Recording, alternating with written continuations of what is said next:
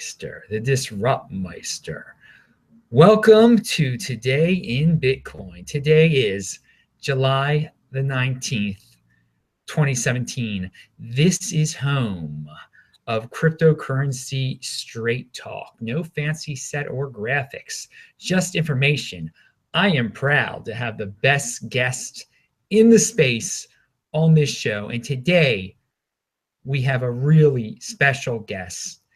A great international guest, because this is an international show. Simon Dixon, a Bank to the Future, who is based in Hong Kong usually, but is in London right now. Simon, welcome back to the show.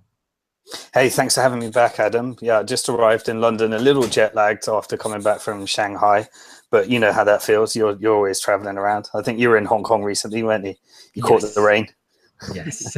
So we're going to talk about China and some international stuff very soon. I want to remind everyone that there was a recent show just a few hours ago. I linked to it below just in case you missed it.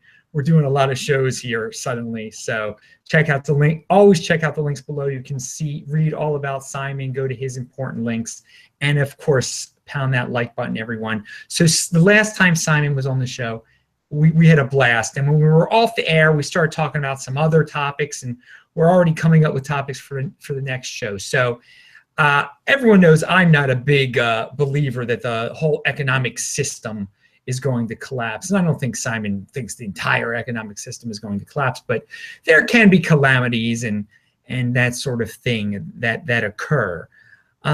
So what we were talking about, what central banks would do under such dire situations if there was some type of a bad financial collapse. You know, there was 20 years ago, there was an Asian financial collapse. So these things can happen. So Simon, tell us about what central banks would do and how Bitcoin would be used in all this, and the Bitcoin reaction. Just this is something you're very interested in. Okay, all right. So I mean that's a big topic. There's a lot there.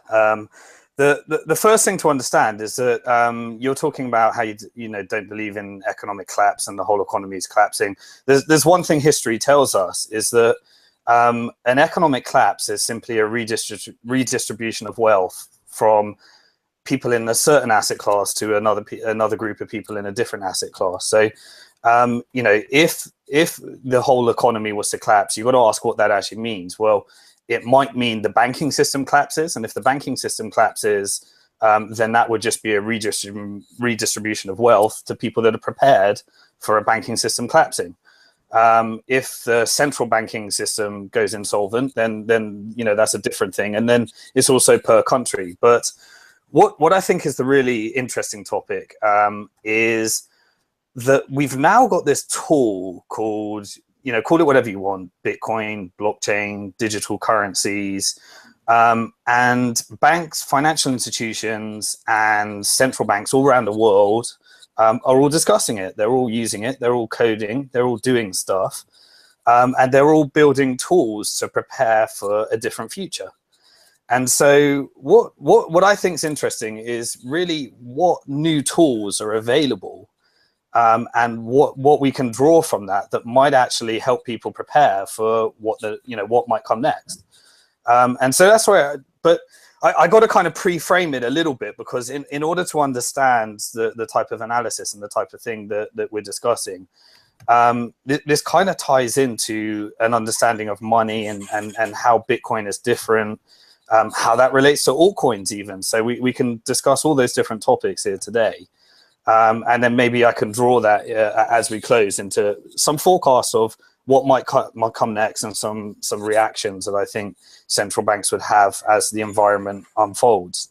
Yes, I think it's very good that you made that clarification, because there's a lot of people out there that expect like the world to end, basically, and this is not what you're talking about. You're talking about realistic scenarios here. Definitely. Yeah, so I mean, the world ending is kind of means the destruction. I would say the destruction of money would be, a major problem in the world that would send humans loopy, and you might get some kind of zombie apocalypse that the conspiracy theorists are talking about. But the reality is that the destruction of one form of money will just lead to another form of money. And if, you know, America is crippled under its own debt because it's a very real risk, then it will simply rehypothecate with a new form of money and figure out the, you know, the best way to actually not destroy its currency, but replace it with another form of currency. And that will lead to a redistribution of, you know, the superpower. And history has shown us, you know, the Brits were the 19th century empire and superpower. The Americans were the 20th century, you know, superpower. And many people believe that the Chinese will be the 21st century superpower. And all of those changes tend to happen with some kind of shift in monetary policy, and currency tends to always be the catalyst for these changes. So I think the first thing to really understand, and you know, this is interesting to your users, and this is actually the reason why I got into Bitcoin in the first place, because I was a banking geek guy, you know, before Bitcoin was invented, and I wrote the book Bank to the Future, and the next version of the book, I believe, was the first book in the world that covered Bitcoin. I could be wrong there, but the main thing that I wanted to explain was just the difference between Bitcoin and banking, and this really ties into people's understanding. And it's very simple. There's three simple ways of why I actually got interested in Bitcoin in the first place, and that was as a hedge against bank deposits and systemic risk in banking. So the first thing to understand about your bank deposits, and I think Bitcoin gave the first highlight to people to really understand this. But the first thing, you know, to understand with your traditional money is that when you deposit it with a bank or you get paid your wages, the bank is the legal owner of that money. And when they're the legal owner of that money, they can do with it as they wish. So the second thing is that they actually spend that money. And the way that the banking system works is they spend that money on things that the bank considers low risk, high return. And so almost always, in most cases, they take the money that you think is yours, that's not yours, that they agree is, you know, to repay you every time you go to an ATM or make a purchase. That almost all of it goes to leveraging deposits so that they can make more mortgage loans. It's the reason why property prices are always going up, is because 40% of all the money in the world is leveraged in order to make mortgage loans. And so when you have almost all deposits and almost money being used to push up an asset class, you always get increase in prices. So that's why property prices, you know, tend to go up in the long term in the major cities. And it's because of that, because banks own your money when you deposit it with them, and they can spend it as they wish. So Bitcoin came along, this very speculative, you know, invention at the time. I think, you know, when I first spoke on it was 2011, and it created the world's first asset class that you can own that's digital. And so it's, you know, other than cash, there's no other form of money that you can own. You know, people were using commodities like gold, but Bitcoin created the first asset class that lives on the internet that you can actually own and that's yours. I.e., if you hold the private key, it's yours. If you give the private key to someone else, it's not yours. And that's kind of, you know, if you give your private key to someone else, that's the scenario where Mt. Gox or something like that replicates the banking system. Essentially, you give the private key to Mt. Gox, and Mt. Gox owns your money, just like a bank. So they replicated banking, essentially. So just to summarize those 2 points is that, you know, when you deposit your money at a bank, the bank becomes the legal owner of that money. And when they're the legal owner of that money, they can spend it as they wish. And if they take unnecessary risk with that money, it affects the risk of you being able to claim back the money that is now theirs. With Bitcoin, you own it and you can spend it in a peer-to-peer fashion. But if you give that private key to someone else, then it becomes a bank at that time. You know, it replicates the same thing. The third and final point is actually, you know, the one that helps us draw some analysis about where we might go next. And it's the difference between the monetary policy of Bitcoin versus the monetary policy of almost all, you know, state-owned currencies and monies that represent a country. And that is that every country in the world implements a monetary policy of inflationary money. And inflationary money means that the value of your money, if you don't do anything with it, if you don't speculate with it, if you don't invest it, is guaranteed to go down in value over time and will purchase you less goods. Now, There's some caveats to that. If you're playing in the international markets, you know, your currency might go up or down relative to another currency, and you might get wealthier based upon international flows. But let's talk about domestic. Domestic currency means that if you leave your money at a bank and you don't speculate with it and you don't invest it, then it's guaranteed to purchase you less goods in the future. And you couple that with some of the forces that are happening right now with low interest rates. So low interest rates means that you get less money on your savings. So saving is a bad strategy. And now that moves to negative interest rates, where it actually costs you money to actually hold the money at the bank. And so you're guaranteed, if you leave your money at a bank, to actually your purchasing power decrease over time, and therefore you have to work harder in order to actually increase those savings at a faster rate than your money is actually depleting. And that's called inflationary money. And that's how every currency in the world works that's created by a government. Bitcoin is a deflationary currency. Now, call it a currency, call it an asset class, call it whatever you want. But for some people, it's a currency. And the monetary policy of Bitcoin, as you've pointed out in many of your shows, is designed whereby new Bitcoins are created every 10 minutes. And every 4 years, those number of Bitcoins halves. So it means, you know, when it first started in 2008, there was 50 Bitcoins every 10 minutes. Then in 2012, there was 25 Bitcoins every, 25 Bitcoins every 10 minutes. And then in 2016, it went to 12 and a half. And your favorite year, 2020, is going to go down to 6 and a quarter. And so what this means is that the money supply of Bitcoin is increasing at a slower rate all the time. And by 2140, they'll all be created. And, you know, over half of them have already been created now. And a lot of them are lost. So the supply of money is always decreasing. Translate that into, as long as the demand for Bitcoin always outstrips that supply, then the price goes up. At times of uncertainty, like the scaling debate that we're experiencing right now, the supply might be increasing at a rate that, you know, where the demand is actually decreasing and everyone's selling off their coins because they're a little uncertain about the future, and then the price goes down. But as long as Bitcoin scales and as long as Bitcoin continues to be useful, and, you know, there was a point of inflection around 2013 after, you know, where Bitcoin went into a bear market and it really went down, where the demand for Bitcoin stopped being non-speculative, and people were using it not because they were trying to make money out of Bitcoin. They were using it because Bitcoin is a great way of transferring large and small sums of money all around the world.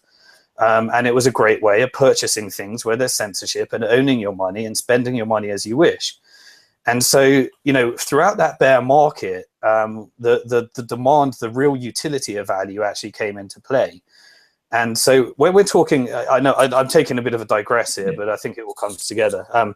You know, when you're talking about how you analyze an altcoin can increase in value based upon pure speculation, pure speculative demand, and it can make you a lot of money.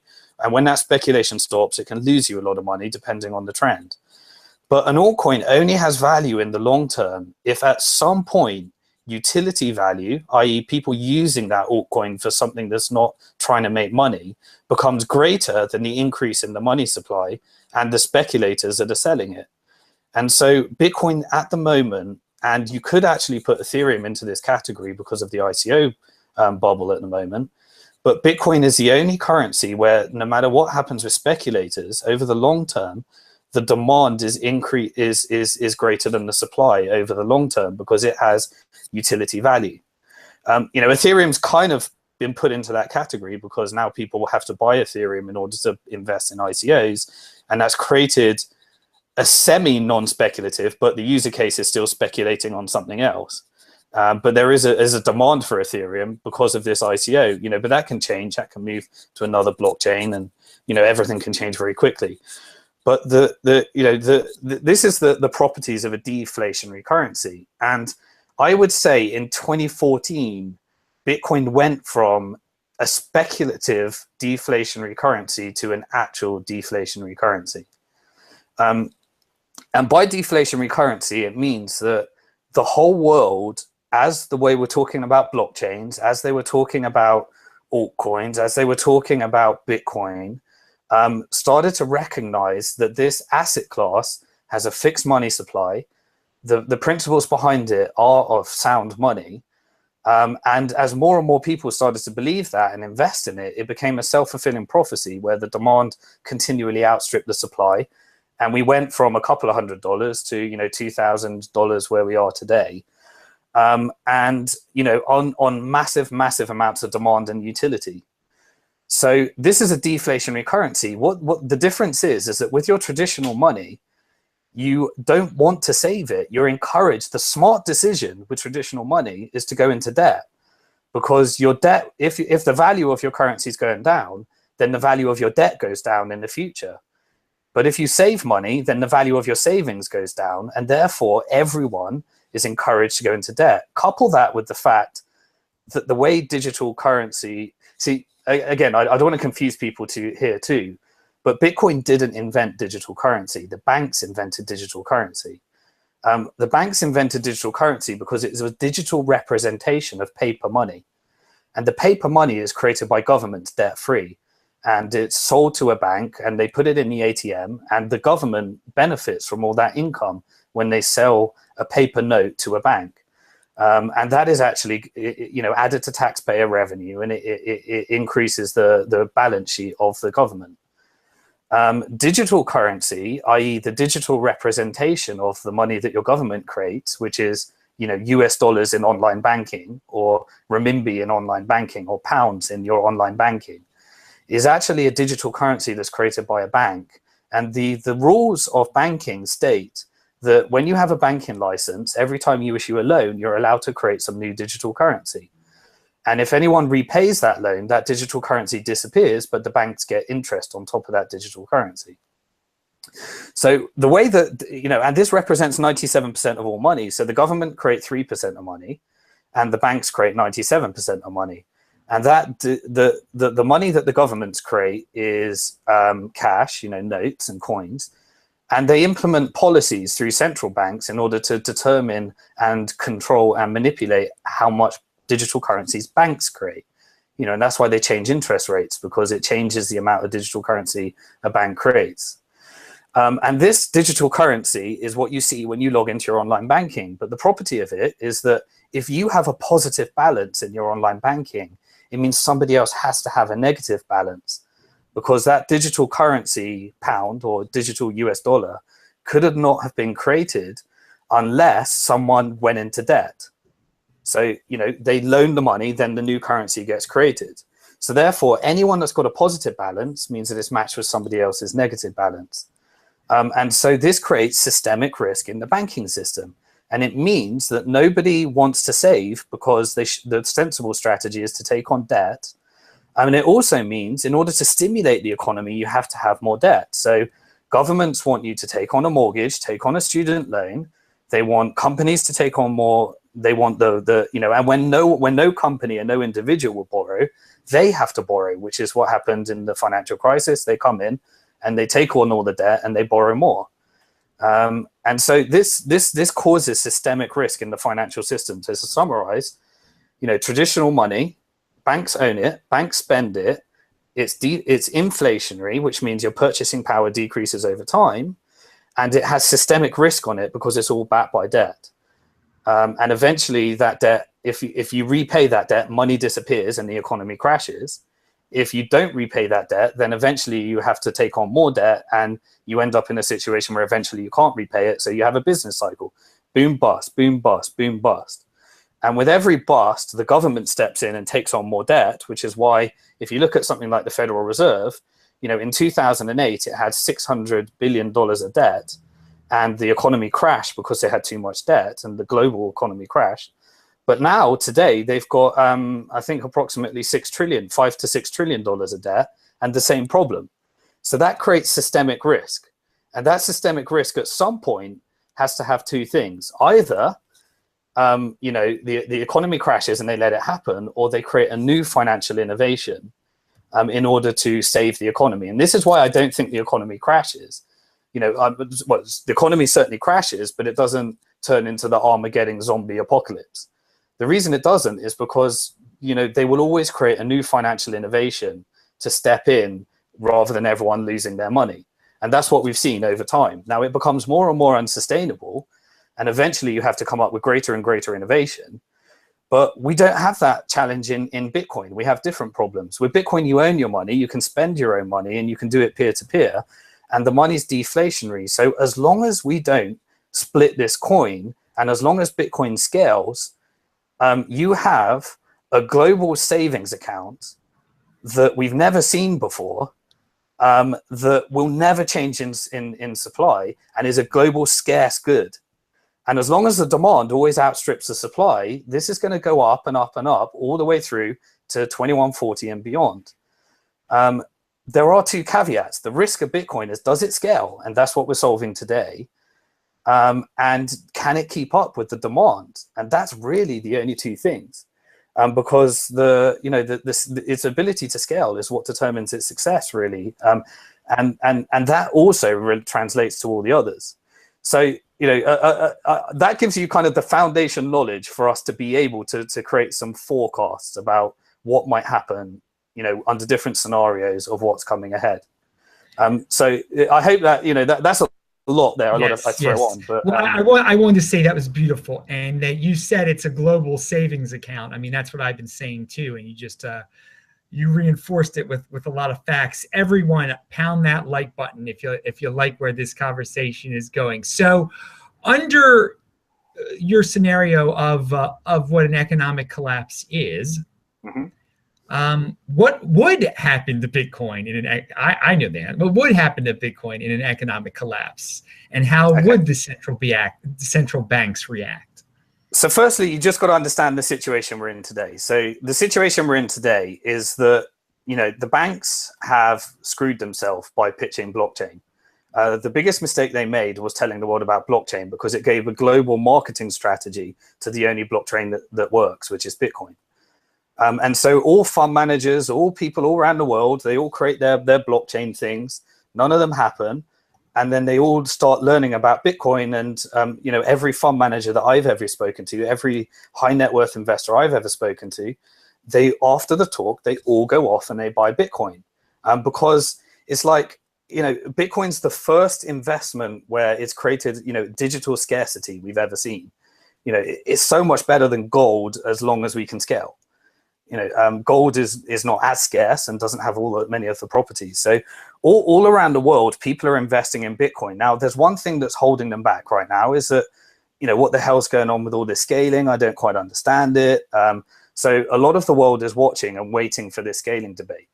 If we get through scaling, the influx of money into this sector will be unparalleled, in my opinion, to anything we've ever seen. This will be just a ginormous influx of people realizing that there's a deflationary currency. We've got the credibility now. The banks have all told everyone about blockchains, and all those blockchain projects will fail, and it won't do much interesting things for many people. But at the end of it, it's become like the global marketing budget for Bitcoin once they get through this whole process. So the world knows that now. There's no turning back. This invention is what I call a black swan invention. Bitcoin will not be created again. If we screw it up now, it won't happen again. The reason for that is because everyone that's tried to create an alternative to Bitcoin doesn't have the properties of Bitcoin, and no one can create it today. If you can't, the reason Bitcoin succeed is it got hash power, incredible amounts of hash power at a time when, the world wasn't watching. It got, yes, some of the hash power is centralized to a certain degree, but if you bombed one mining farm, another one would pop up in Iceland or something like that. So it's got incredible amount of security behind it, unparalleled security to anything else we could ever see. And what we've learned from this debate is that it truly is decentralized. If it wasn't decentralized, yes, there's certain parts of Bitcoin that are centralized. There might be centralized mining, or there might be centralized businesses or whatever. But the one thing we know is that the reason that Bitcoin hasn't made massive changes yet is because for 3 years, everyone's realized I've tried to control it and I don't control it. The miners have tried to control it. The businesses have tried to control it. Special interests have tried to control it. Governments have tried to every type of player has now, hackers have tried to control it. Every type of player has tried to control it, and they cannot get their way. And so the one thing that everybody's pitching alternatives to Bitcoin on is, okay, Bitcoin doesn't scale, Bitcoin can't change, that's the very thing that makes Bitcoin scarce, a digital asset, and the only store of value that exists in a digital format. And so that exists today. We've got this digital, store of value. And the reason I'm so against, and I know I'm dropping around from topic to topic, but I'll get back to the original question. The reason I'm so against a coin split and a chain split is because it calls into question the deflationary value of Bitcoin. If Bitcoin can split and be 2 coins and the money supply doubles to 42 million from 21 million, then that calls into question my entire analysis. And so the community, we need to make sure that that does not happen. And I don't think it will happen. And the interesting thing that we're seeing in scaling right now is that if that does happen, it needs to be very, very clear that the alternative chain that comes from this split is an altcoin. If there is 2 versions of Bitcoin, if we have to have a split to figure out how to scale, and it turns out the market's going to determine how we scale, then it has to be clear that one of them is Bitcoin and one of them is an altcoin. And then if the altcoin succeeds, great, it's got the properties of Bitcoin. My guess is that it won't succeed because it will be driven by 1 or 2 or 3 people. And it will be like an altcoin, which is centralized. Every altcoin can change very quickly. They can change the monetary policy. They can decide, a few people can get together. If it's proof of stake, there's a few rich people that own the coin. And they all are driven by an individual behind it. The reason Bitcoin works is because it was created by someone that we don't know. That's purely one of the main reasons why Bitcoin is a store of value. If it wasn't, then it wouldn't be a store of value, because we'd all be running to Satoshi right now, as some people are running to Craig Wright saying, what should we do? What should we do? And we're seeing what happens when Bitcoin is a centralized version, where they're trying to fork off into a different direction. And some people believe that this person is Satoshi, and people are going to Satoshi saying, what should we do? What should we do? And Satoshi saying, we need to do this, we need to do that. No one tells gold what it can do. No one directs the future of gold. Gold is just gold. And that's why if Bitcoin can't get through the scaling debate, we call into question the things we believe. But what we're seeing in the market right now is that Bitcoin is figuring out genius solutions. And, people say to me, lots of people are victimized, saying this person's a victim, this person's a shill, this person's screwing up Bitcoin. But I'll tell you one thing, those people were all needed to get us to a solution.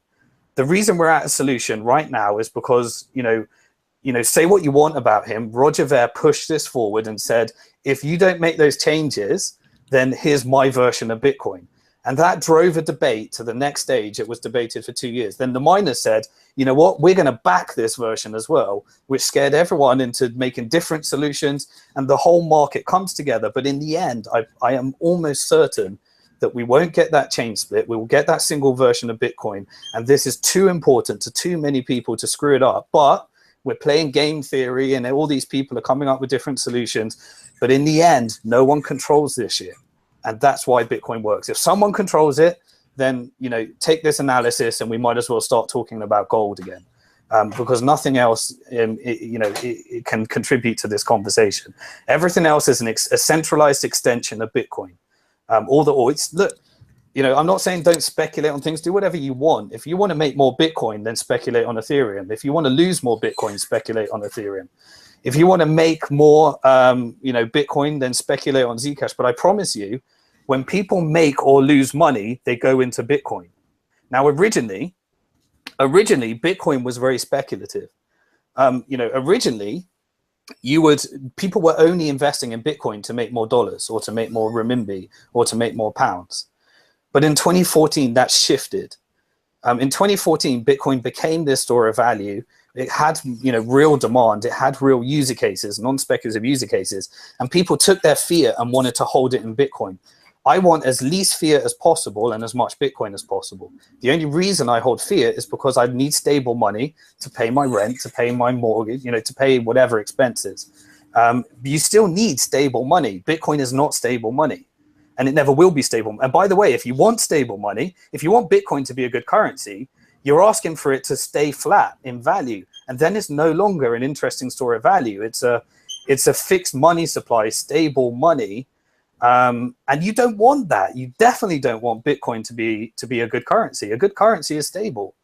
You know, you need stable value to have a good currency. We don't want that in Bitcoin. We're creating a digital savings account that you can spend and convert into fiat as you need to make stable expenditure.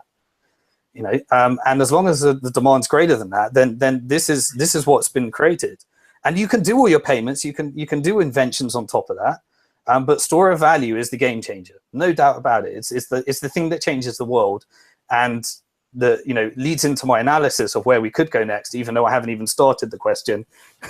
So should we start the question of what would happen under? Yeah, please. What are possible scenarios? Everyone is wondering. So pound that like button. I mean, you built it up real nice to this point, and I got to say I was cheering you on so many things that you said along the way. So I mean, so many things that I have tried to bang into people's heads why a split is complete nonsense, and just the importance of the deflationary aspects of the coin.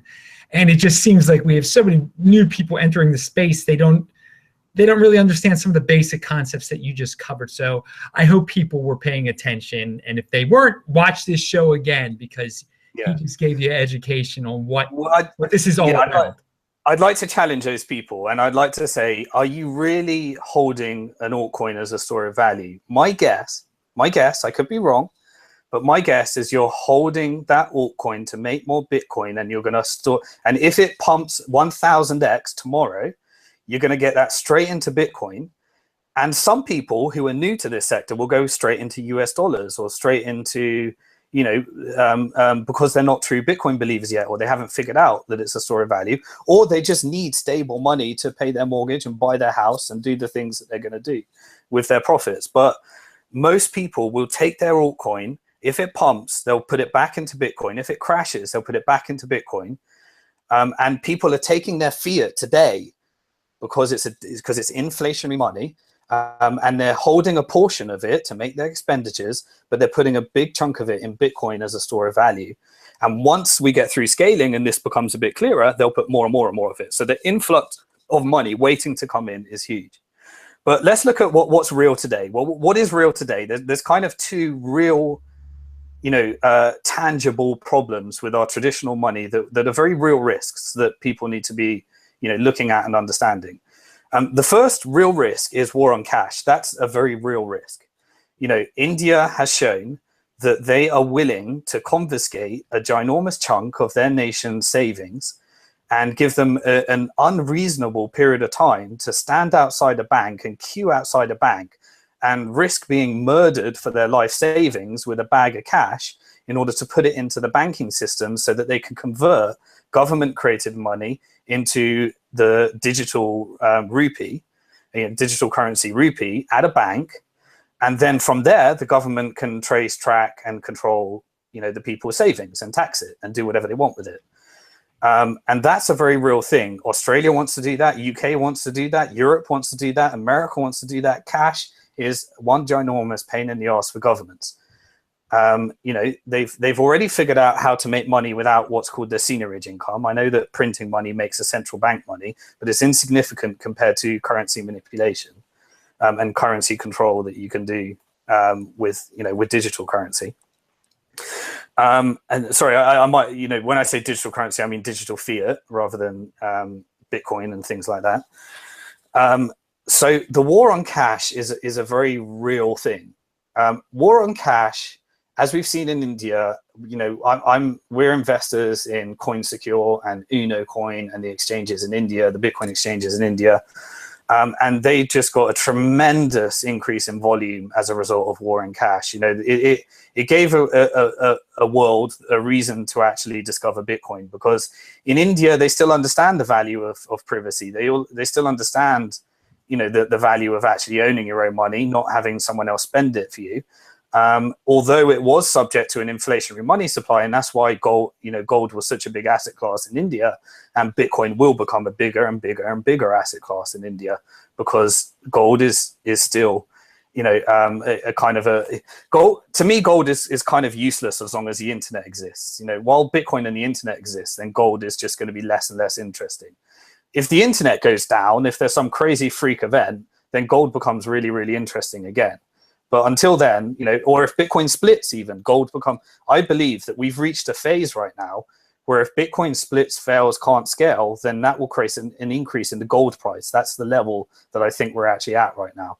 But I don't think that's going to happen. I think the community, because it's not centralized and it's not controlled, we'll get through this and we'll get a real great solution. But that's the first thing. So every country around the world is going to wage war on cash. They don't want you to hold cash. They want you to put it in a bank. And when you put it in a bank, it gives the banks the ability to leverage that money supply many times further and increase debt levels.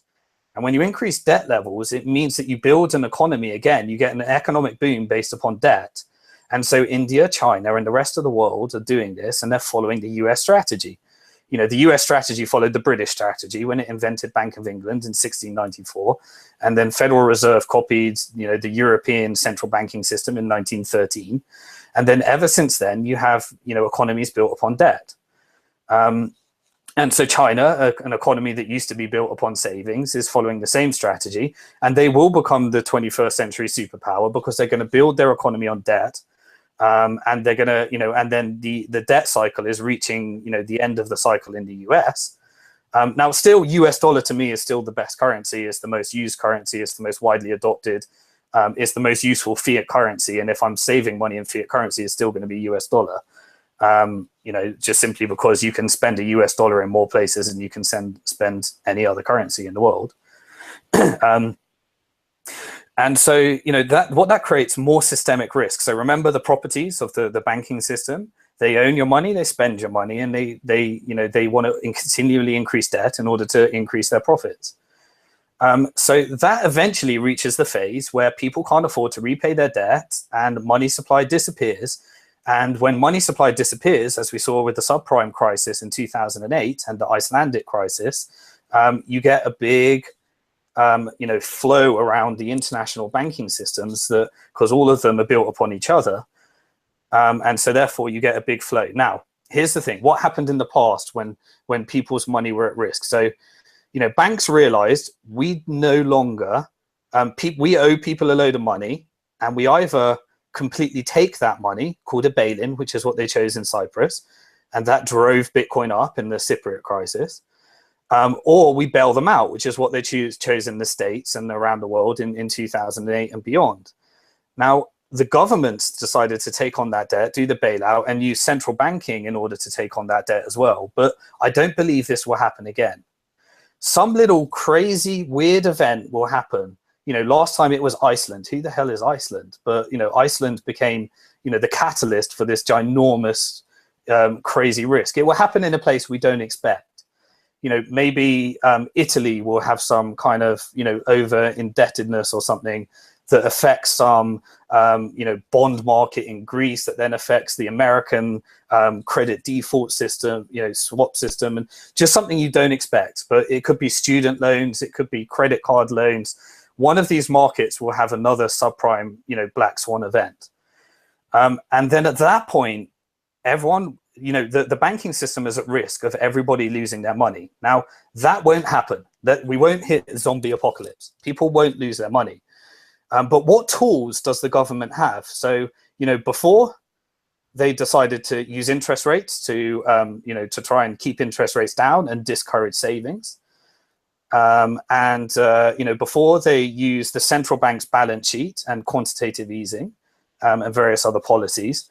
But this time they've got a new tool, and that tool is digital currency.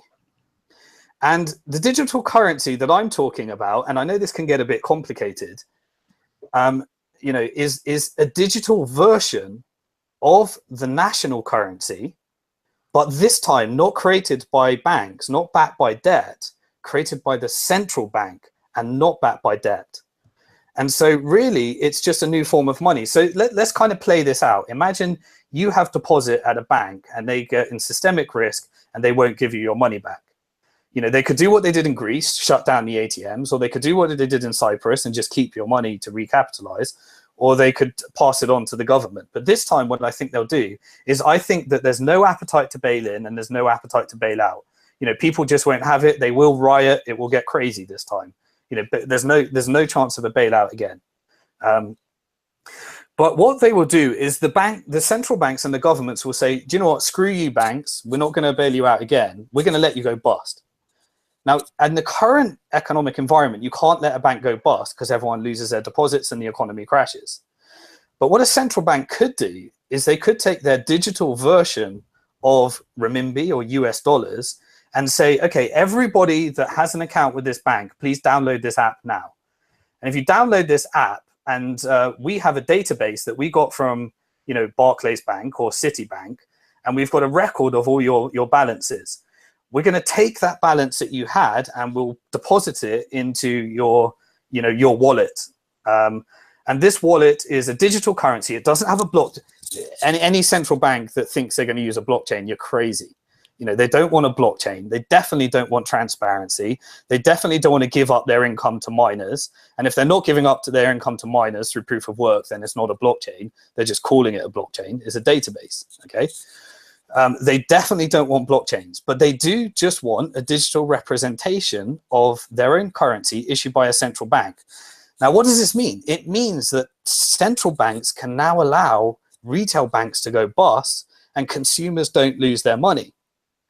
And so this is how you replace one money supply, a debt-based money supply created by the banking sector, with another money supply so you don't crash the economy, which is debt-free money created by a central bank. And I'm pretty sure they will do it. And for those of you that have ever been to China, what will that app look like? It will look like WeChat. It will look like your Bitcoin wallet, but it will be different. You know, it won't have, it will be a fiat currency, a stable currency with that economy. And it won't have a blockchain, but it will just be databases that the central bank controls that you send across from person to person. But the big major difference is the central bank will sit in the middle. Now, when the central bank sits in the middle, what you have done is you've created a less private, a worse version of banks creating digital currency. Because at least with the banking system, you are one step removed from the government, and the government, if they thought you owed them tax, they'd have to get a subpoena. They go to the court system. You know, they have to persuade the bank to give up some of your privacy. And at the end of the day, the bank doesn't want to do that. They just have to do that. And, you know, you end up in a scenario like IRS trying to get Coinbase to give up all the data, and they're saying no, and it goes to court. At least you have court. When central bank is your bank account, that goes. Automated tax collection. It means if they think you owe money, they take the money, and then you have to go to court and prove that you don't owe the money. It means that if you turn up at a border and someone else has stolen your digital wallet and they went on and bought a load of stuff, you know, they, just like the bank at the moment, if they think fraud's committed, they shut down your account and you have to call them and explain, hey, I'm in China, I'm doing this. But when the government does that, that's a very dangerous scenario. You know, that's a horrible form of money. So then you've got to look at, okay, let's get to the final point here. You've got to look at, you've got these competing forms of money. Cash disappeared, government got rid of it. Digital money at a bank, systemic risk, backed by debt, that system imploded. Then you have central bank digital currency. No privacy, the ability to switch off and fully control. But it does have a major, major advantage over a currency like Bitcoin. And that is that it's stable. You know, and by stable, I don't mean stable in the international markets when you're exchanging US dollars to renminbi. I mean stable in the fact that your bread costs you the same price in the next few months.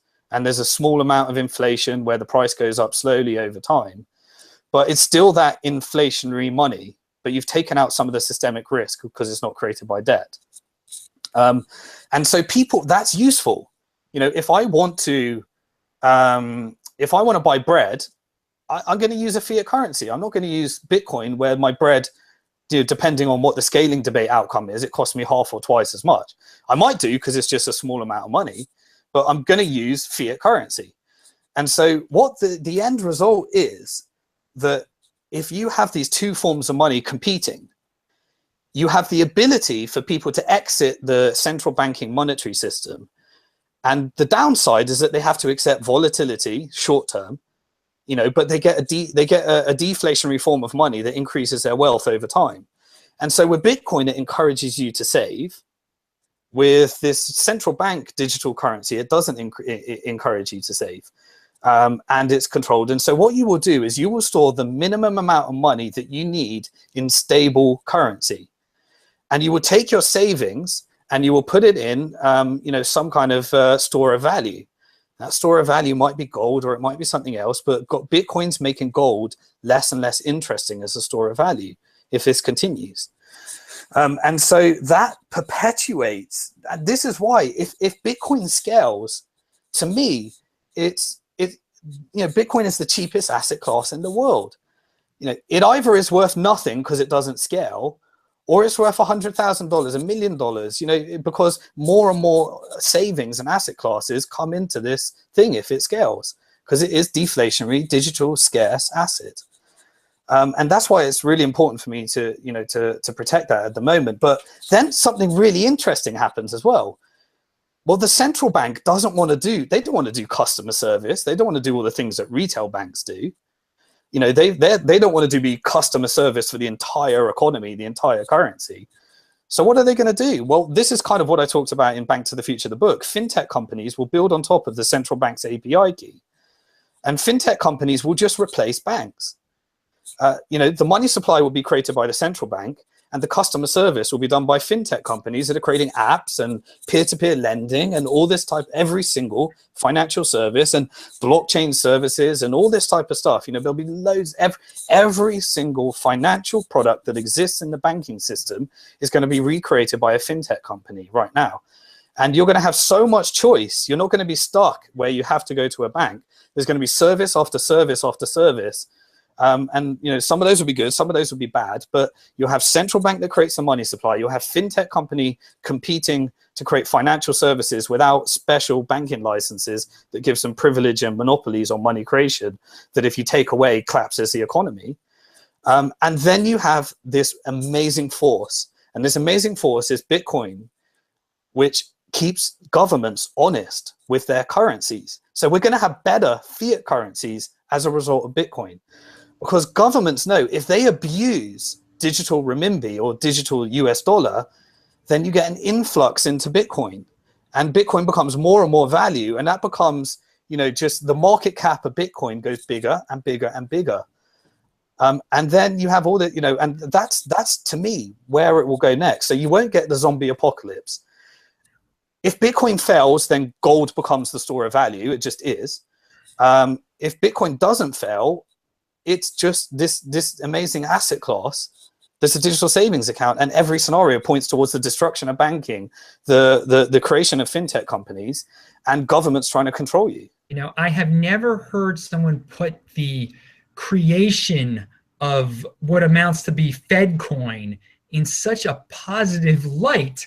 And it makes sense, though, that, you know, I'm a person who always likes to look on the brighter side of things. You just gave the brighter side of if the government does go down this route for whatever reason, and we're stuck with this Fedcoin thing, the smart people will still save in Bitcoin, and there will be opportunity with this Fedcoin wherever you are. I mean, this is quite a fascinating interpretation and look at this possible scenario that I really is opening my mind. I just wanted to say that was great. This is why, you know, and I said, and this is, you know, I'm going for book 2 right now, because the 2012 I started, you know, writing, well, 2011 it was, started writing about Bitcoin and things. Can you imagine how much has changed since 2011?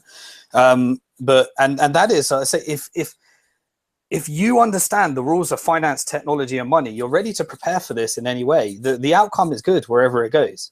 And there is a real positive, you know, outcome here. I tell you what's tragedy. The tragedy, you know, and this would probably be the only thing that could send me into depression in my current excitement level of where we're going right now. But the tragedy is if we fuck up Bitcoin to try and make it a currency that you can spend on, you know, ice creams and that actually creates a scaling debate that breaks Bitcoin.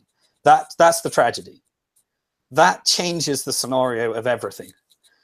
And so that's the thing we need to fight against. And so, what stops this future is that the entire, even you talk about, okay, if Bitcoin fails, something else has come along. No, the Bitcoin is the only store of value that has all the properties that is not centrally controlled. Any currency created today will be centrally controlled in some way. It will be dependent upon the person, because if someone comes along right now today and creates another version of Bitcoin with an anonymous founder, everyone's just going to say scam coin, scam coin, scam coin. No one's going to mine it. It's not going to get secure. Everyone's going to call it one coin or whatever it might be. No one, even if they've created all the properties of Bitcoin, this is a black swan invention. It's not going to happen again. The only way to make an altcoin work today is to attach a credible personality to it. So that credible personality can push the coin. And, I credit where it's due. Ethereum's amazing what they've achieved with it, really.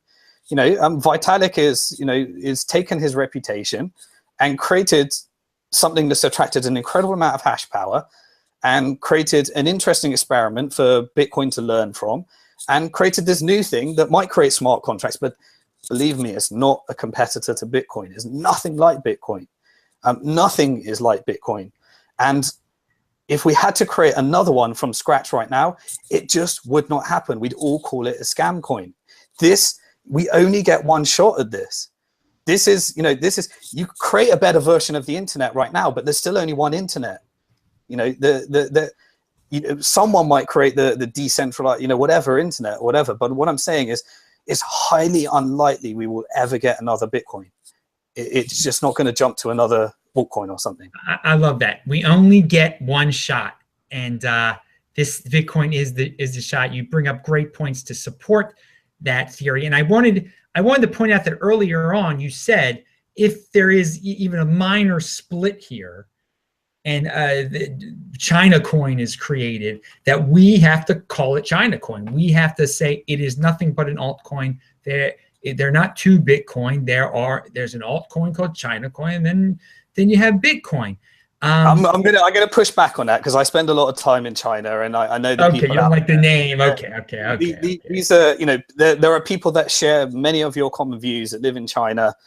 It just happens that there's certain companies, and I don't like the word China coin, because I think it brings an emotion of hating people from certain geographies, right. When the reality is everyone's we all do it, we all generalize, we all put people into categories and boxes. But one thing I always challenge myself on is to think past those stereotypes and to think past those generalizations, because I think it makes me a better person. I know we need to do them because that's the way our brains work. We sort through information. But let me push back on that. Yes, so that is a good point there. It doesn't have to be called that name, but just another name. But you bring up a point. There is a lot of animosity right now out there.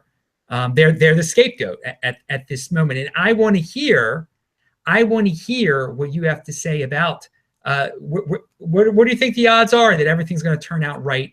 And during your travels through China, which I want to talk about, do people seem worried? Are they even aware of the scaling debate? Are they as worried as the people in North America? The vast majority of Bitcoin savers, let's call them Bitcoin savers, don't know anything about what's happening with Bitcoin right now. Maybe they've lost their coins. I mean, but for example, a Bank to the Future, it's a funny thing. The people, this is a strange market. The people that have made the most money at Bank to the Future get about their daily job, and they suddenly log back into their account after 2 years, and holy shit, is that how much my portfolio is worth, or is that how much my Bitcoins are worth? The ones that are doing what we do, which is analyzing every single move and trying to stay up to date with everything, we can get caught up in the emotion and fear and doubt and uncertainty, and we can make wrong decisions. I don't think that's a good thing, because you shouldn't. I'm not pitching be ignorant, but what I'm saying is that a lot of money is going to be made just because people aren't following this scaling debate. They're gonna log back into their Bitcoin wallet in 5-10 years time and realize they're ready to retire. And that's kind of what the majority of people. But then you've got the Bitcoin users, and Bitcoin users, we're responsible for making sure that we're doing everything within our power to protect Bitcoin's monetary policy and at the same time scale. And, you know, I have tremendous, call it cup half empty, ignorant faith that there's enough people that care about Bitcoin that I could never have, forecasted some of the things that have happened. But I believe that everything that's happening right now is happening for a reason. And is happening for a reason to make Bitcoin scale at the exact right time that it needs to scale. And right now, it might be, I believe that there is an invisible hand or an Adam Smith force, or call it whatever you want, or a spirit, or whatever you believe.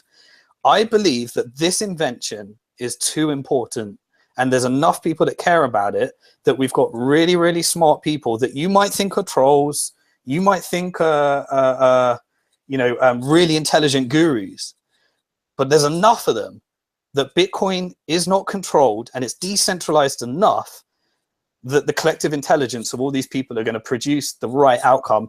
And I'm seeing that in the scaling debate today. Now, I can't tell you where the game theory outcome is. I can't tell you what the next move is. I can't tell you what's going to happen next week.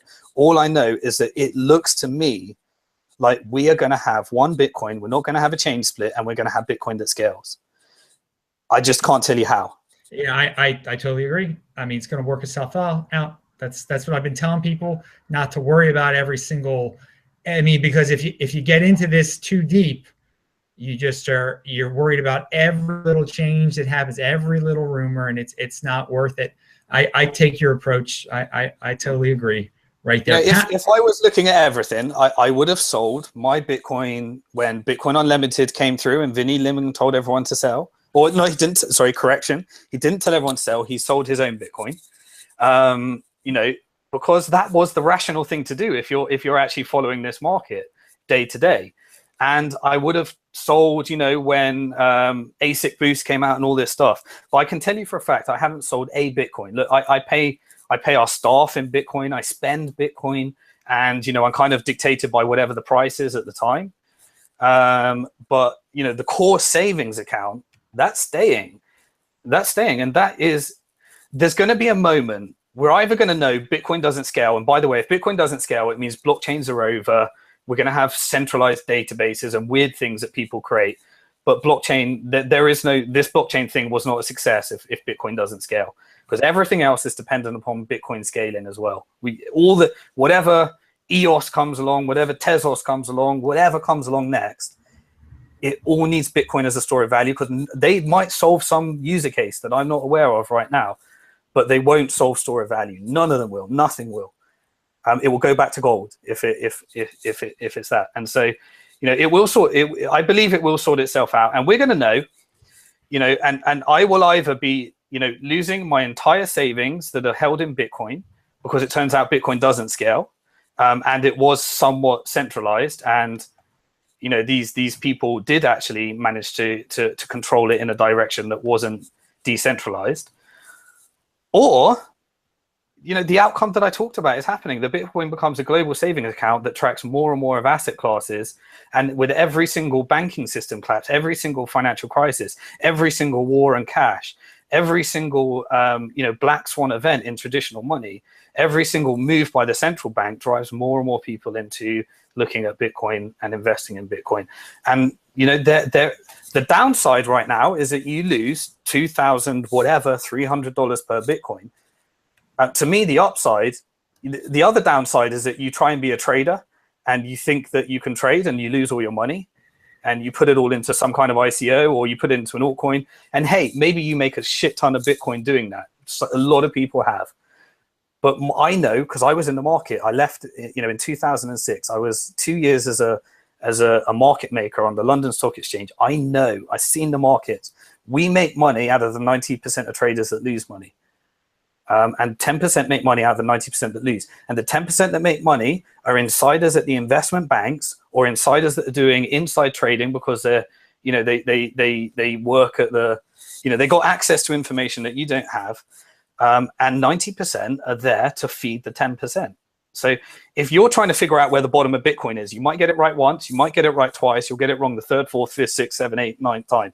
You don't know where the bottom is, you don't know where the top is. All you can do is save it and spend it when you need it, but but remember, it's encouraging savings. I got to say, when you just said the 90%, this is for all the traders out there, the 90% are out there to feed the top 10%. It's not a winner's game, people. He's real. He's been there before. Pound that like button if you like truth statements like that, because you guys got to deal with reality. Some of these people who think they're traders, you're just going to be one of the 90% that's food for the freaking. And remember, making money in a bull market doesn't make you a good trader. It makes you lucky. You know, if you can make money in a bear market, then you might be one of those 10%ers. You know, and there are 10%ers out there. Maybe you're a trader, but here's the thing: traders, they don't do anything else. It's their full-time job. They don't do anything else. You can't go to work and be a trader. You can go to work and be an investor.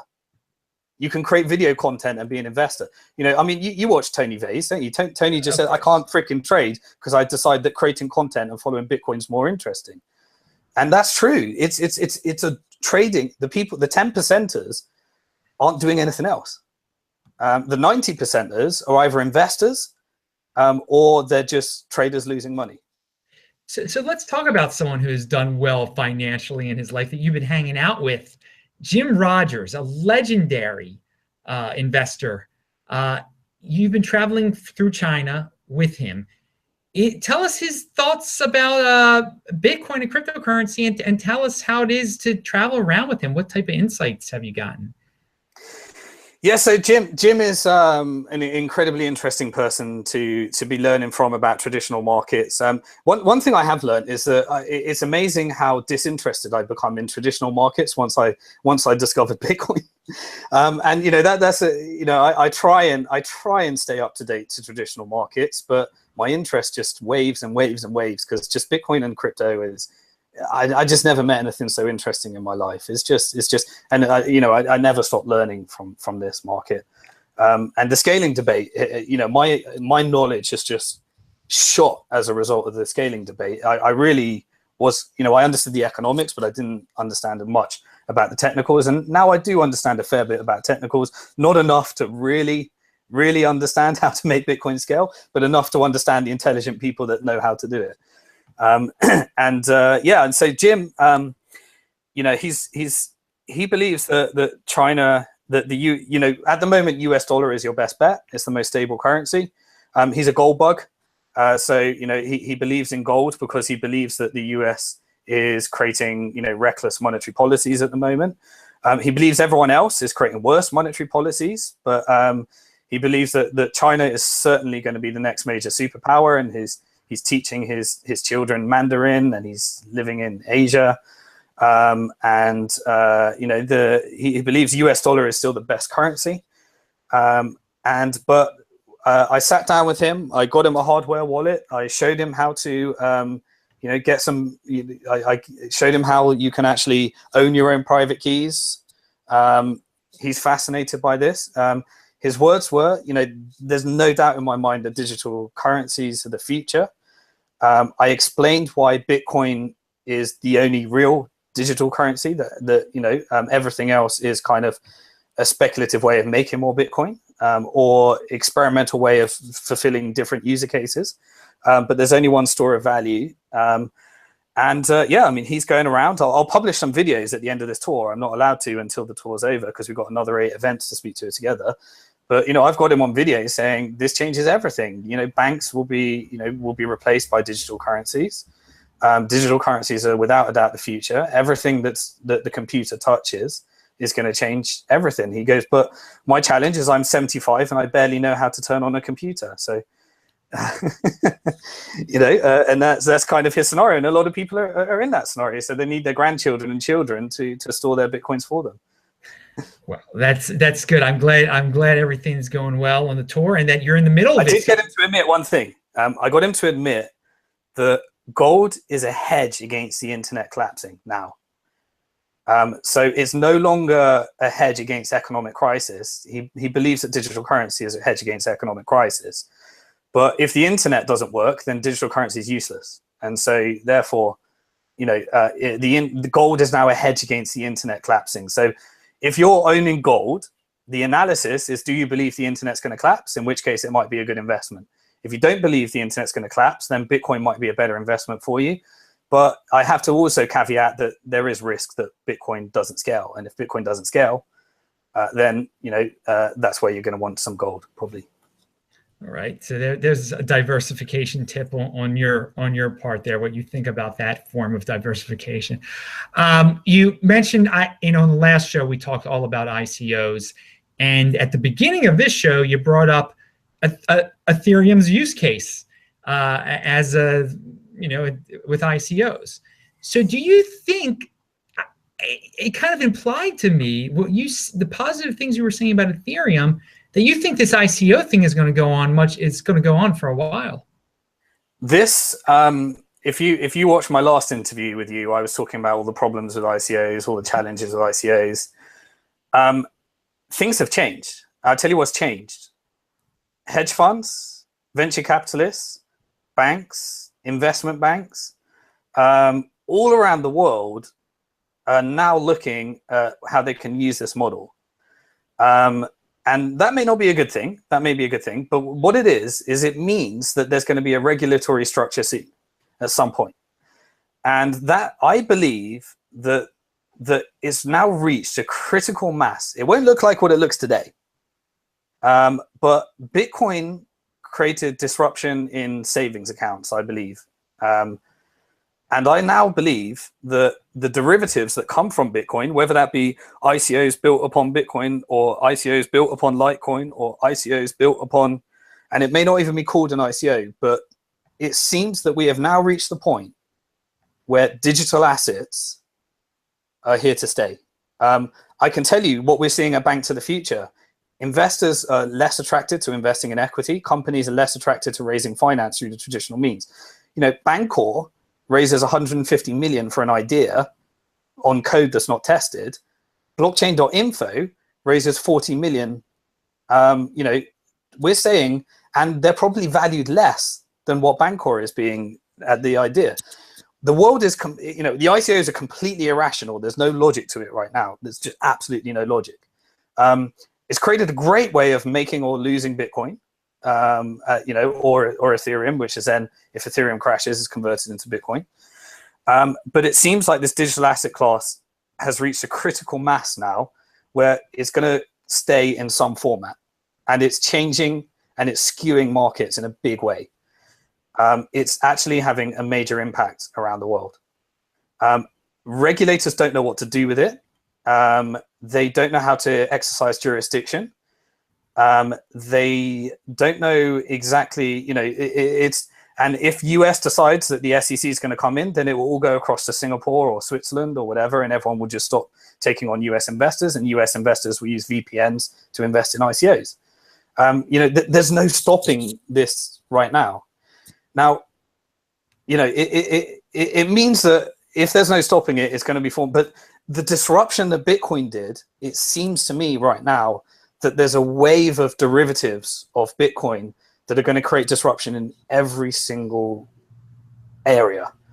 And all of these large companies that are building their blockchain user cases, they're probably going to be building it on top of Bitcoin when Bitcoin scales or whatever it is. But I think we've reached a critical mass where, to me, there was a point where Bitcoin to me was like a crazy thing, a Ponzi scheme, a thing that would never succeed. And then there was a point at which Bitcoin was like, holy shit, this might work.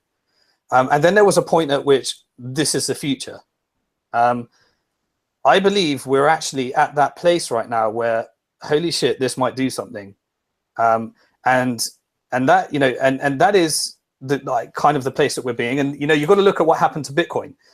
Bitcoin created this unregulated peer-to-peer anonymous market where you can do what you want, you can buy drugs online, you can do whatever you want with it. And at the same time, it created the exchanges. It created, where you can exchange for fiat, and that has to happen under a regulated environment because they're acting like banks and they own your money, they can spend your money, and they might be multiplying that money. So you need regulations there. I think the same is going to happen to ICOs. You're going to have, anonymous dark web, fundraising to do things that governments don't want you to do with ICOs. And then you're going to have regulated ICOs where companies are going to actually be taking digital asset classes, and then it's going to go on to regulated secondary markets. And there's going to be very similar rules to what happened. And then London Stock Exchange announced today that they're going to, digital tokenize all the things. And we've reached that point now where it seems that Bitcoin has created a wave of disruption that's led to another wave of disruption that leads to irrational, crazy markets that then lead to, holy shit, this disruption is actually happening, that then lead to two forms of markets, whereas the markets you can't control and the markets you can control competing with each other, just like we talked about with money, Bitcoin competing with traditional money.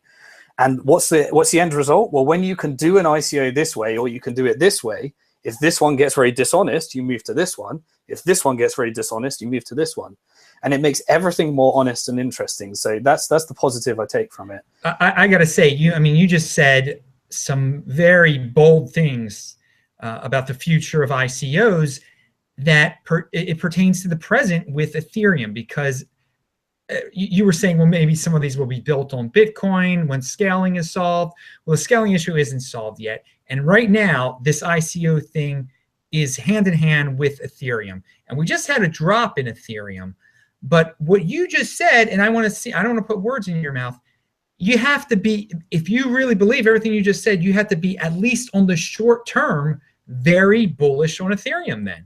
There can be no doubt. So, yeah, I don't want the misquote here. Yeah. But here's my strategy. Let me give you my strategy. If someone's new to Bitcoin and they don't understand Bitcoin, I suggest that you don't jump in, sell your house, and buy Bitcoin based upon what I said today. That's reckless. Bitcoin might not scale, and if Bitcoin doesn't scale, then blockchains don't work. And if blockchains don't work, this whole thing's been fun, and we've got to rebuild. And I don't know what the second version of this looks like. But I would suggest everybody, and I've got to be careful here because I'm not giving financial advice, but I believe that everyone that can afford to speculate 10% of their income should speculate 10% of their income on Bitcoin. The downside is that you lose 10% of your income if Bitcoin doesn't scale. The upside is that the world that I just talked about happens. And if the world that I just talked about happens, then I just don't know what the price of Bitcoin is. It's at least $1 million in the next 10 years, and there's unlimited upside, really. With your Bitcoins, you might get in at the wrong time. You might get in on the day that, Bitcoin Unlimited looks like it's creating something that creates all uncertainty and it crashes by $1,000, or you might get in on that day and you'll want to sell. And if you're not a believer and understand the long-term value here, just stop trading. Don't trade, don't sell, don't buy, just risk 10% of your income and hold it. At some point, you might decide to take 10% of your Bitcoins and speculate with it. And that 10% of your Bitcoins could be, investing in a way more risky future. Like, does Ethereum do something? Does ICOs create a user case? Is the internet going to be disrupted? Is social media going to be decentralized? Don't even apply logic to it, because nothing logical works at the moment. If you try and apply logic, you'll end up investing in blockchain capital and make no returns, because that actually follows net asset value. If you want to apply no logic, then you invest in, CoinDash and the hacker takes all your money or something.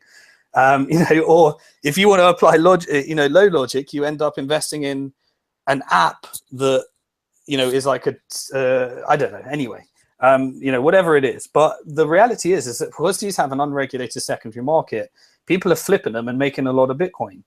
And that market seems to me that there is something to this digital asset market. Whether it's done on Ethereum, I don't know, because at the end of the day, I think when this scales, it still needs decentralization to succeed.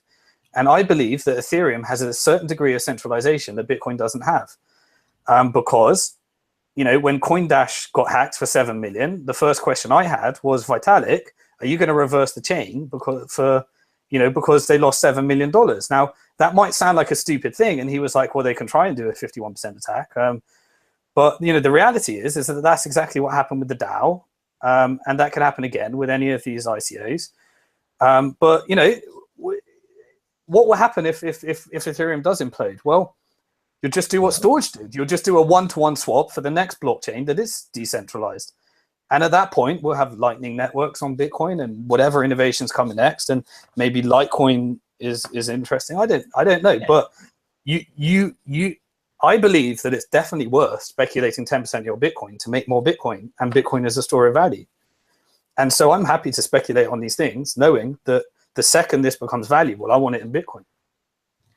Very interesting perspective. Very, it was not advice, but very good statements there. I don't want to make something seem like it was advice. And again, what you just said about Ethereum being centralized, some people will take offense at that, no doubt. But if people think that Ethereum is the platform that all this is going to be built on, but they don't like a centralized one, then there is a decentralized Ethereum out there already called Ethereum Classic. And that is why I talk about Ethereum Classic having a huge upside. But I guess that's a topic for another show. And we are getting to the end of this show. I was going to ask you about the Zcash thing. You really covered that already, that these altcoins are risky, et cetera. The Bitcoin is the one, that the one shot here is Bitcoin. We don't really have to worry about these altcoins too much. So I'm going to leave it for you now. Is there anything that you'd like to say that you didn't get to say today that you want to tell everyone out there? Because we've got a lot of people in Europe and waking up in America right now and going to sleep here in Australia that are loving this. Yeah, I just want to say that, look, you might be a big holder of Dash, you might be a big holder of Litecoin, you might be a big holder of Ethereum, and I'm not going to lie, I'm diversified. I've got speculations on a lot of these things, but my goal is to make more Bitcoin. But I would like the world to know that none of those are a substitute to Bitcoin, and I think I've made that clear from my opinion and my perspective. And all of those can be incredibly interesting investments, probably not stores of values. Prove me wrong if you like. They might be incredibly interesting investments if Bitcoin scales, because they all need to be traded into Bitcoin. If Bitcoin, they're all correlated to Bitcoin in terms of the trend of the market. And yeah, you might quote these Bitcoin domination index and stuff like that. But that just factors in the fact that we've got thousands of ICOs and coins. Of course, Bitcoin domination is going to go down when you're getting 10,000 new coins. And of course, it's going to go down when all of the hedge fund money is being speculated into ICOs and kind of creating a self-fulfilling prophecy, because there's so much investment now that, interesting things could happen with this. And here's the final thought. Okay, I got it now. What I want to say is the final thought. What's the market cap today? Is it $80 billion or something like that? Something like that, yeah. Okay, when I first wrote the book Bank to the Future, I'd have to look back. It was under $1 billion a market cap. I can't remember exactly what it was. But now today, we've created, as an industry, as a sector, all the newbies, all the miners, all the veterans, all the trolls, everyone that's a part of this sector. We have created $100 billion of value. And that was created without a government, without any regulations, without any intervention whatsoever. And that $100 billion of value has now created a self-sustaining ecosystem where we all have the funding to fund our own innovations now. So, although I might be skeptical about how good an investment a certain ICO is, the reality is you can create something that you think this sector can make a difference in the world, and it can be funded by people that believe it without you having to go to a bank or a venture capitalist or any government or anything like that at the moment. And the reality is that we are funding ourselves, and that becomes a self-fulfilling prophecy, because now we have the money to do it. We have the money to take $100 billion to $1 trillion, to $2 trillion, to $5 trillion, to $20 trillion. And that is the most exciting time to be alive in financial history. And, for all the problems, all the challenges, all the insults we want to give to each other, call me an idiot for calling Ethereum centralized. I'm grateful for what Ethereum's created. It's all added to the ecosystem. But please don't remember your roots. This was all created because Bitcoin is a store of value, and respect the history, because this ain't going to happen again. If Bitcoin fails, all your other stuff fails. Wow, that is a message of pride. I love it. A great conclusionary message. Well, everyone, I hope you enjoyed Simon Dixon today. He is a great guest. That is why this channel is the best cryptocurrency channel on the internet. When we get guys like this that are international, that are awesome, and I am just so proud of all the work that we've done here, just like we should all be proud of all the work all of us have put into Bitcoin and to grow this cryptocurrency space. So again, thank you, Simon Dixon, for being on the show. He will return soon enough because people love it. I'm Adam Meister, the Bitcoin Meister, the Disrupt Meister. Remember to subscribe to this channel, like this video, share this video, pound that like button. Interesting topic is that we've now got this tool called, call it whatever you want, Bitcoin, blockchain, digital currencies, and banks, financial institutions, and central banks all around the world are all discussing it. They're all using it. They're all coding. They're all doing stuff. And they're all building tools to prepare for a different future. And so what I think is interesting is really what new tools are available, and what we can draw from that might actually help people prepare for what might come next. And so that's why, but I got to kind of pre-frame it a little bit, because in order to understand the type of analysis and the type of thing that we're discussing, this kind of ties into an understanding of money and how Bitcoin is different, how that relates to altcoins even. So we can discuss all those different topics here today. And then maybe I can draw that as we close into some forecasts of what might come next, and some reactions that I think central banks would have as the environment unfolds. Yes, I think it's very good that you made that clarification, because there's a lot of people out there that expect like the world to end, basically, and this is not what you're talking about. You're talking about realistic scenarios here. Definitely. Yeah, so I mean, the world ending is kind of means the destruction. I would say the destruction of money would be, another group of people in a different asset class. So, if the whole economy was to collapse, you've got to ask what that actually means. Well, it might mean the banking system collapses, and if the banking system collapses, then that would just be a redistribution of wealth to people that are prepared for a banking system collapsing. If the central banking system goes insolvent, then that's a different thing, and then it's also per country. But what I think is the really interesting topic is that we've now got this tool called, call it whatever you want, Bitcoin, blockchain, digital currencies, and banks, financial institutions, and central banks all around the world are all discussing it. They're all using it. They're all coding. They're all doing stuff. And they're all building tools to prepare for a different future. And so what I think is interesting is really what new tools are available, and what we can draw from that might actually help people prepare for what might come next. And so that's why, but I got to kind of pre-frame it a little bit, because in order to understand the type of analysis and the type of thing that we're discussing, this kind of ties into an understanding of money and how Bitcoin is different, how that relates to altcoins even. So we can discuss all those different topics here today.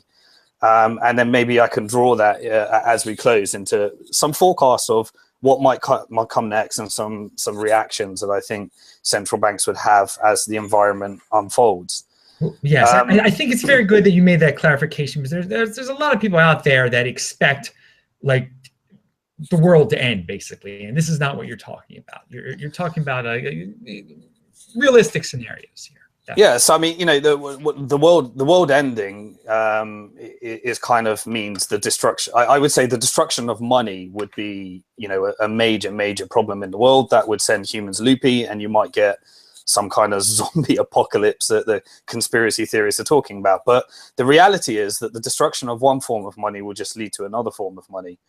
And if, America is crippled under its own debt, because it's a very real risk, then it will simply rehypothecate with a new form of money and figure out the best way to actually not destroy its currency, but replace it with another form of currency.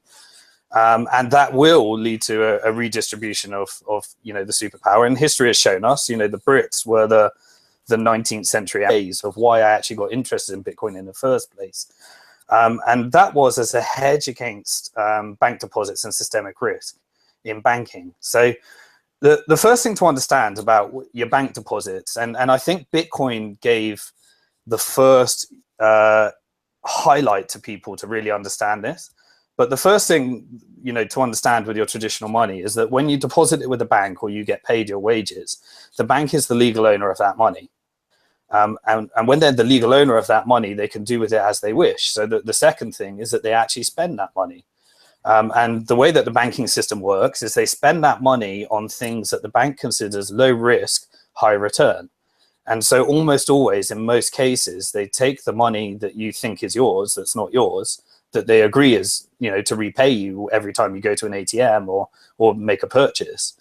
That almost all of it goes to leveraging deposits so that they can make more mortgage loans. It's the reason why property prices are always going up, is because 40% of all the money in the world is leveraged in order to make mortgage loans. And so when you have almost all deposits and almost money being used to push up an asset class, you always get increase in prices. So that's why property prices, tend to go up in the long term in the major cities. And it's because of that, because banks own your money when you deposit it with them, and they can spend it as they wish. So Bitcoin came along, this very speculative invention at the time. I think, when I first spoke on it was the Disrupt Meister. Welcome to Today in Bitcoin. Today is July the 19th, 2017. This is home of cryptocurrency straight talk. No fancy set or graphics, just information. I am proud to have the best guest in the space on this show. And today, we have a really special guest, a great international guest, because this is an international show. Simon Dixon, a Bank to the Future, who is based in Hong Kong usually, but is in London right now. Simon, welcome back to the show. Hey, thanks for having me back, Adam. Yeah, I just arrived in London, a little jet lagged after coming back from Shanghai, but you know how that feels. You're always traveling around. I think you were in Hong Kong recently, weren't you? You caught the rain. Yes.